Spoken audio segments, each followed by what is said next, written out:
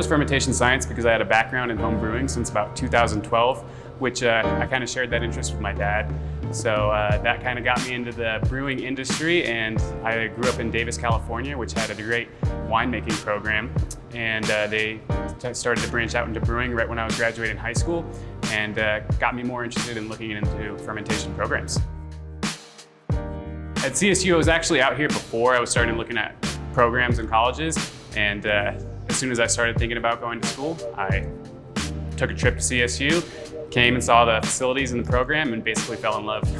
So the resources we have available here at CSU are pretty immense, and in the last 2 semesters they've grown. So we have a fully operational, hard piped in brewery here in Gifford with 2 wort production facilities. We have a hot liquor tank, a cold liquor tank, and a glycol circulation system, which allows us to do pretty much a production level scale brew just on a smaller volume batch.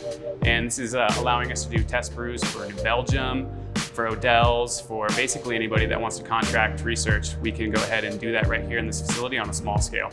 We also have the Ramscaler Brewery, which is a large production facility on the other end of campus, which actually serves product to consumers. In this XTEF program, we kind of all start thinking about beer originally in brewing science, but it starts as much beyond that when we also have our food fermentation classes, which shows you the fermentation processes in the dairy industry, cheese, yogurt, as well as in meat products such as salami, pepperoni, all sorts of stuff. And it really just shows you the diversity of the program.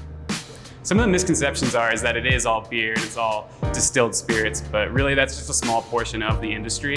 And when you're in the program, you really get to see every aspect, and you can really choose an avenue, which is going to be more specific to a certain small section of fermentation science. Some of the things that you could get into is being in the brewing industry. There are many things that you could do. You could be a brewer. You could also go into the yeast departments. You can start thinking about yeast research and development. You can start thinking about hops. Since the IPAs are a big trend these days, hop research has basically grown in tenfold in the last few years.